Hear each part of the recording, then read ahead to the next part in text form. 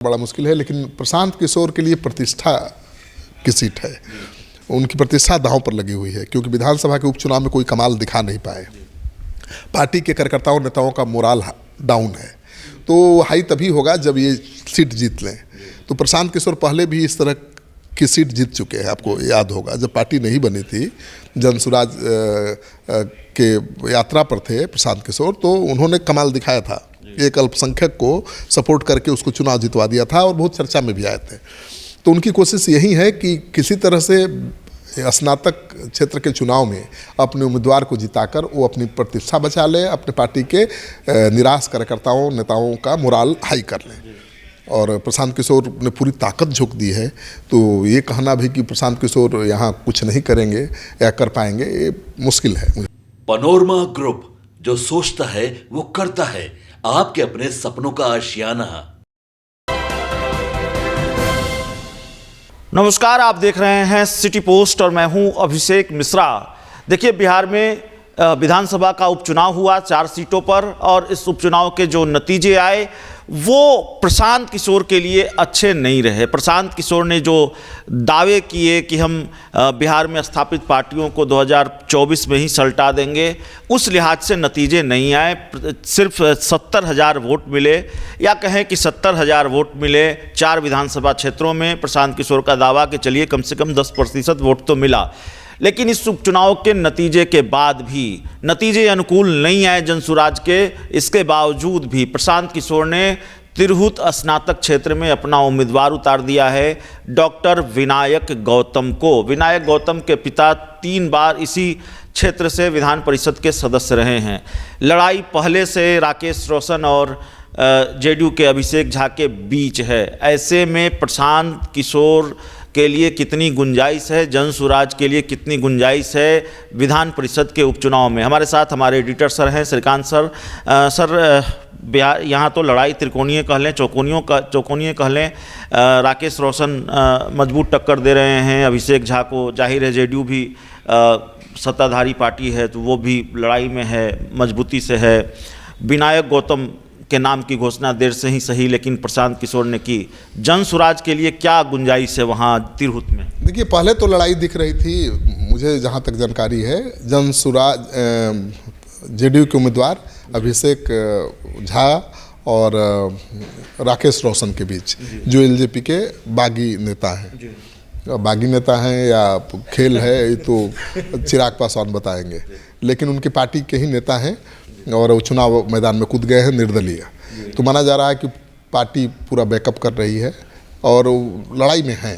लड़ाई उन्हीं से जेडीयू की है, लेकिन हाल के 5 दिनों की खबर है कि प्रशांत किशोर वहाँ जम गए हैं। और आपको याद होगा कि उपचुनाव के बाद उन्होंने प्रेस से बात की और प्रेस से बात करने के बाद वो सीधे निकल गए मुजफ्फरपुर, शिवहर, उस इलाके में लगातार घूम रहे हैं, कैंप कर रहे हैं। उनका उम्मीदवार भी कमज़ोर नहीं है। उनके उम्मीदवार के पिता भी 2 बार विधान परिषद के सदस्य रह चुके हैं और भूमिहार समाज से आते हैं, तो भूमिहार समाज की गोलबंदी उनके पक्ष में दिखाई दे रही है।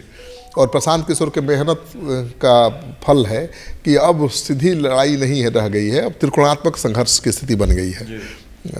जेडीयू राकेश रोशन जो निर्दलीय प्रत्याशी हैं और प्रशांत किशोर के प्रत्याशी के बीच त्रिकोणात्मक संघर्ष की स्थिति बन गई है। आरजेडी 4थे नंबर पर है, तो इसमें कौन बाजी मारेगा कह पाना बड़ा मुश्किल है, लेकिन प्रशांत किशोर के लिए प्रतिष्ठा की सीट है। उनकी प्रतिष्ठा दांव पर लगी हुई है क्योंकि विधानसभा के उपचुनाव में कोई कमाल दिखा नहीं पाए। पार्टी के कार्यकर्ताओं नेताओं का मोराल डाउन है, तो हाई तभी होगा जब ये सीट जीत लें। तो प्रशांत किशोर पहले भी इस तरह की सीट जीत चुके हैं। आपको याद होगा जब पार्टी नहीं बनी थी, जनसुराज के यात्रा पर थे प्रशांत किशोर, तो उन्होंने कमाल दिखाया था। एक अल्पसंख्यक को सपोर्ट करके उसको चुनाव जितवा दिया था और बहुत चर्चा में भी आए थे। तो उनकी कोशिश यही है कि किसी तरह से स्नातक क्षेत्र के चुनाव में अपने उम्मीदवार को जिताकर वो अपनी प्रतिष्ठा बचा ले, अपने पार्टी के निराश कार्यकर्ताओं नेताओं का मोराल हाई कर लें। और प्रशांत किशोर ने पूरी ताकत झोंक दी है। तो ये कहना भी कि प्रशांत किशोर यहाँ कुछ नहीं करेंगे या कर पाएंगे, ये मुश्किल है। रिजल्ट नहीं आया प्रशांत किशोर के पक्ष में या जनसुराज के पक्ष में, तो क्या दिखेगा जनसुराज के अंदर, क्या असर होगा? उसी इलाके में, मुजफ्फरपुर के इलाके में 200 से ज़्यादा लोगों ने उनकी पार्टी छोड़ दी, प्रवक्ता ने पार्टी छोड़ दी। तो आपने खुद कहा कि 200 लोगों ने पार्टी छोड़ दी, वो सब अल्पसंख्यक थे।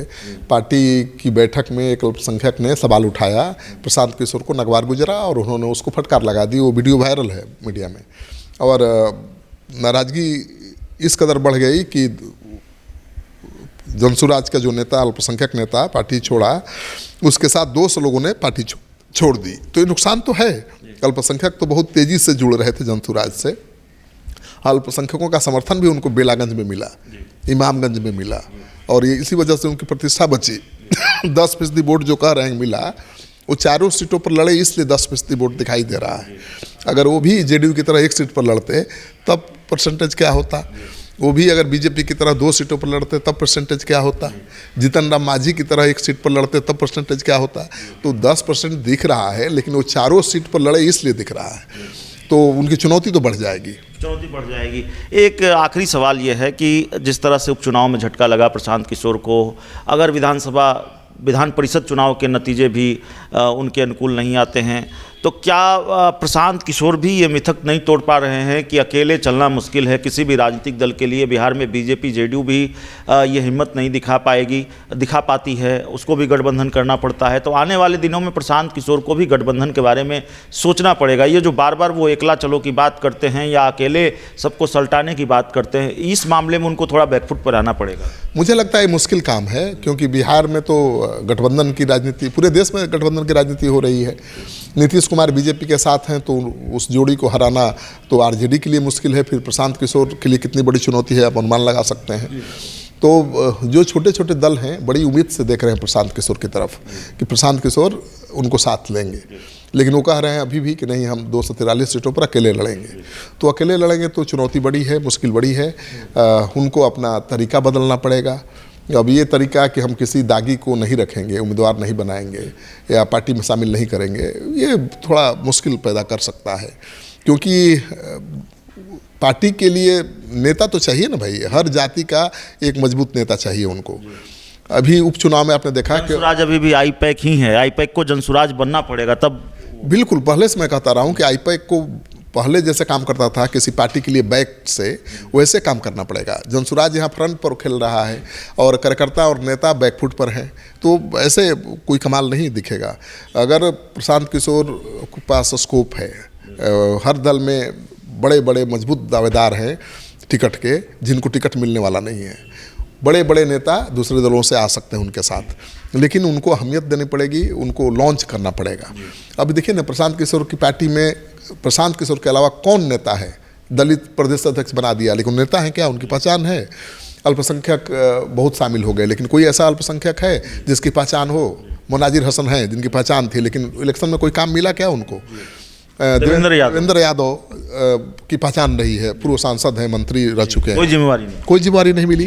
तो जिम्मेवारी नहीं दिया प्रशांत किशोर ने किसी नेता को, खुद मेहनत करते रहे। इस वजह से ये देखिए, रजनीकांत बनिएगा राजनीति में तो दिक्कत होगा। तो राजनीति के रजनीकांत बन जाएंगे अगर खुद आगे रहेंगे और सबको पीछे रखेंगे। तो उनको दूसरे लोगों को आगे करना पड़ेगा और पीछे बैठ के जैसे दूसरे दलों के लिए काम करते थे आईपैक के जरिए, वैसे काम करना पड़ेगा, तब कुछ कमाल दिखा सकते। तो राजनीति के रजनीकांत बनना चाहेंगे प्रशांत किशोर या बनने की कोशिश कर रहे हैं, इसीलिए उनको मुश्किलें हो रही है। इस पूरी रिपोर्ट में इतना ही। बहुत बहुत धन्यवाद।